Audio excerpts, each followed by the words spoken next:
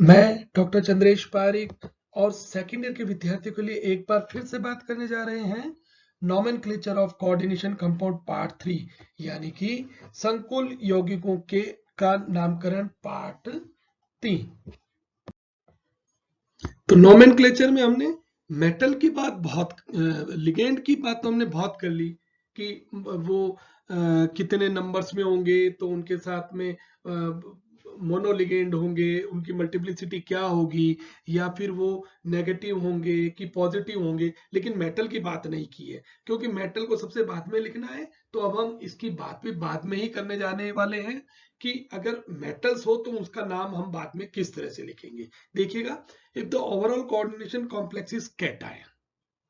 अब हम आते हैं हमारे इस फाइनल रूल पर कि अगर जो कॉम्प्लेक्स हमारे सामने है ना, जैसा आप सामने देख रहे हो, उसकी कोऑर्डिनेशन एंटिटी किसे कहते हैं हम पहले बात कर चुके हैं कि बड़े ब्रैकेट के अंदर जब हम क्या लिखते हैं, मेटल और लिगेंड्स को उसकी नंबर्स के साथ में लिखते हैं ना, तो उसे हम कहते हैं कोऑर्डिनेशन एंटिटी। यानी कि वास्तव में जिसमें लिगेंड मेटल के साथ में एक परफेक्ट नंबर के साथ में जुड़ा हुआ होता है, उसे हम कहते हैं कोऑर्डिनेशन एंटिटी। ठीक है, तो इस कोऑर्डिनेशन एंटिटी के ऊपर प्लस चार्ज हो सकता है, इस कोऑर्डिनेशन एंटिटी के ऊपर माइनस चार्ज हो सकता है। इसकी बात हमने जब नोमेनक्लेचर शुरू किया था ना, तो सबसे पहले यहीं से शुरुआत की थी।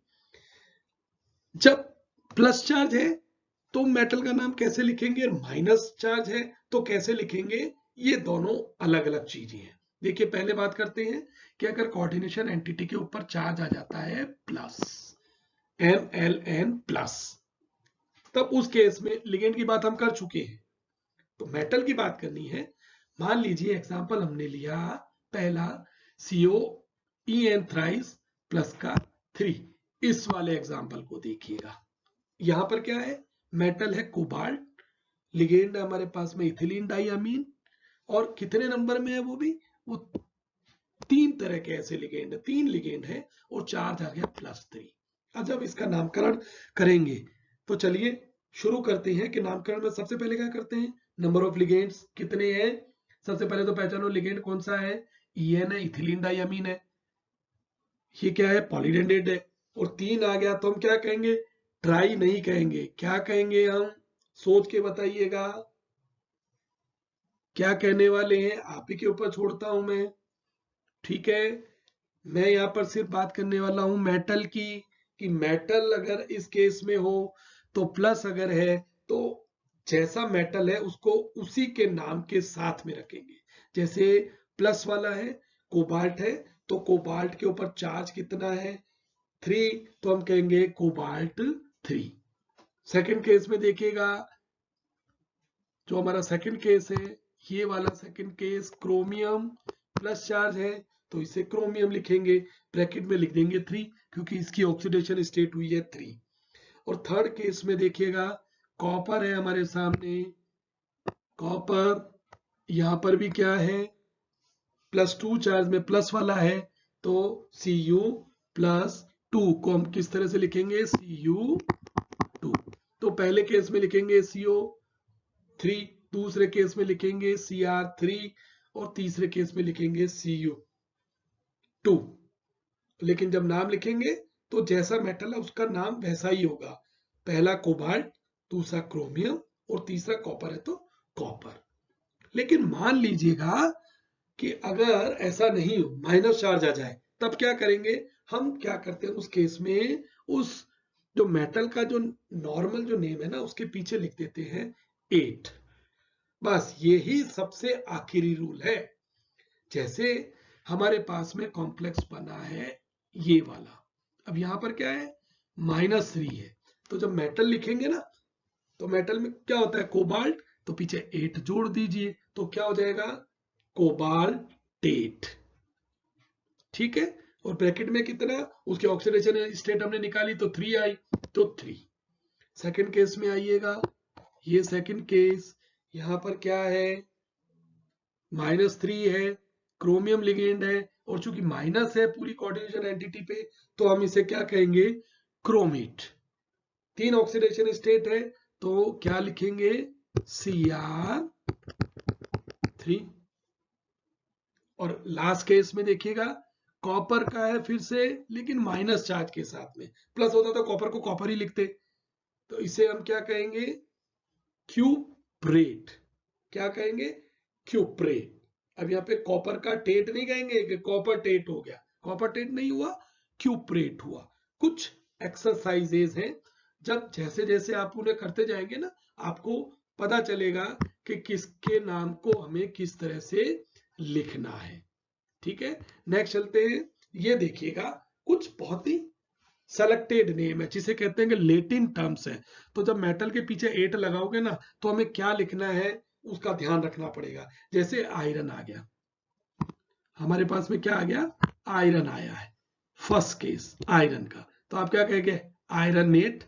बिल्कुल नहीं, आप क्या लिखेंगे, फेरेट।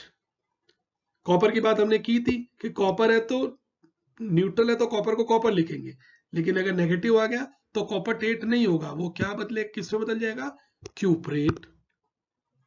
टिन है, टिन, तो टिन को हम क्या कहेंगे, स्टेनेट। लेटिन नेम है, पीछे 8 लगाएंगे। सिल्वर है तो सिल्वरटेट नहीं होगा, किसमें कन्वर्ट होगा, आर्जेंटेट। लेड का स्पेशल होता है करेक्टर, उसे हम कहते हैं प्लम्ब, तो हम कहेंगे प्लम्बेट। और गोल्ड को ऑरम से बनता है, इसे हम कहेंगे ऑरेट। तो ध्यान करिएगा कि अगर नेगेटिव लिगेंड है तो हम आयरन को क्या कहेंगे, फेरेट। कॉपर को कहेंगे क्यूप्रेट। टिन को कहेंगे स्टेनेट। सिल्वर को कहेंगे आर्जेंटेट। लेड को कहेंगे प्लम्बेट। और गोल्ड को कहेंगे ऑरेट। तो इस तरह से हमने सारे जितने भी रूल्स हैं एक कॉम्प्लेक्स के नोमेनक्लेचर के, उनकी जानकारी प्राप्त कर ली है। ब्रीफ में अगर रिवाइज करेंगे तो हम क्या कहेंगे कि जब हमें नाम लिखना है ना, तो किस तरह से लिखते हैं कि कोई भी कॉम्प्लेक्स अगर है तो उसके कोऑर्डिनेशन एंटिटी को सेलेक्ट कीजिएगा। पहले हम लिगेंड्स को लेंगे, फिर उसके बाद में मेटल को लेंगे, और मेटल के साथ में सबसे पीछे उसकी ऑक्सीडेशन स्टेट को लिखेंगे। इस तरह से कोऑर्डिनेशन कंपाउंड्स का नोमेनक्लेचर या हम कहते हैं कि नामकरण किया जाता है। अब हमने जो भी नियम लिए हैं ना, उसको देखिए इस उदाहरण से समझने की कोशिश करते हैं कि कोऑर्डिनेशन कंपाउंड का या कॉम्प्लेक्स का नोमेनक्लेचर किस तरह से लिखा जाता है। हमारे सामने स्क्रीन के ऊपर ये आया कॉम्प्लेक्स का नाम, ठीक है। इसमें मेटल क्या है हमारे पास में, कोबाल्ट है। लिगेंड एक से ज्यादा है। कौन कौन से लिगेंड है, पहला एमीन है, दूसरा एक्वा है, और तीसरा क्लोराइड है। और उसके ऊपर ये पूरी कोऑर्डिनेशन एंटिटी देखिएगा, बड़ा ब्रैकेट है, उसके ऊपर में चार्ज कितना आया, +2 आया है। हमें क्या करना होगा, सबको पहचानना है। पहचान लिया हमने कि मेटल क्या है, कोबाल्ट है, सबसे बाद में लिखेंगे। अब लिगेंड अगर 3 है तो सबसे पहले हम कौन से लिगेंड को लेंगे, जो अल्फाबेटिकल ऑर्डर में पहले आता हो। ऑब्वियसली हमने कहा एमीन पहले आता है। कितनी संख्या में है, 4 एमीन के लिगेंड है, तो हम क्या कहेंगे इसे, टेट्रा अमीन। उसके बाद में कौन सा लिगेंड आया, एक्वा, क्योंकि अमीन होता है AMMINE और एक्वा होता है AQUA। तो पहले कौन सा आएगा, अमीन आएगा, फिर क्यू की वजह से सेकंड नंबर पर आएगा एक्वा। ठीक है, तो टेट्राएमीन किसी तरह का स्पेस नहीं देना है, ध्यान रखना है हमें। बिना स्पेस के हमने साथ में लिख दिया एक्वा, चूंकि एक ही लिगेंड था इसलिए एक्वा। अगर 2 होते तो हम कह देते, क्या कहते, डाई एक्वा। एक ही है तो हमने लिखा एक्वा। तीसरा लिगेंड हमारे पास में क्लोरो, वो भी नंबर में एक ही है, तो हमने लिखा क्लोराइड का कहते हैं अपन क्लोरो, तो ये लिख दिया क्लोरो। तो ये हमने लिगेंड को एक साथ लिखा पहले, तो टेट्राएमीन, एक्वा, क्लोरो, बिना किसी स्पेस के लिखेंगे। फिर लास्ट में क्या आया हमारे पास में, मेटल, कोबाल्ट, अब 8 लगाना कि नहीं लगाना, ये डिपेंड करता है कि आपके पास में कोऑर्डिनेशन एंटिटी के ऊपर चार्ज कौन सा है। देखिएगा प्लस चार्ज है, तो प्लस हो न्यूट्रल हो तो हम क्या क्या लिखते हैं, हम जो जैसा है वैसा ही लिखेंगे, और माइनस होता तो पीछे 8 लगा देंगे, तो यहाँ आ गया कोबाल्ट।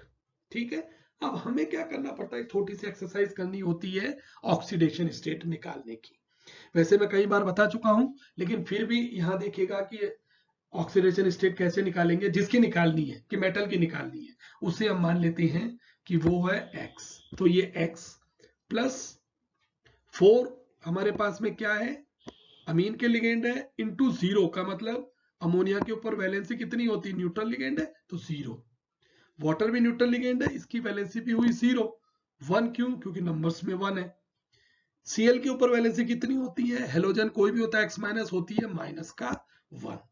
तो इस तरह से हमने क्या लिया, x प्लस 0 प्लस 0 प्लस का -1 बराबर इसके पास टोटल कितना चार्ज आया कि प्लस का 2।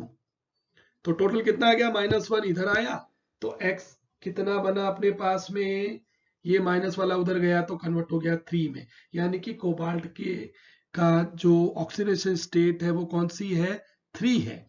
तो 3 में हम इस तरह से 3 नहीं लिखेंगे, हम कैसा लिखेंगे, पैरेंथेसिस में रोमन न्यूमरल्स में लिखेंगे 3।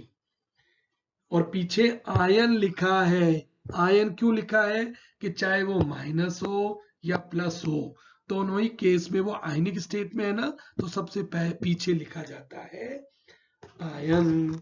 उम्मीद करता हूं कि नोमेनक्लेचर का ये पार्ट आपको अच्छा लगा होगा, आप फिर से इसे रिवाइज कीजिएगा।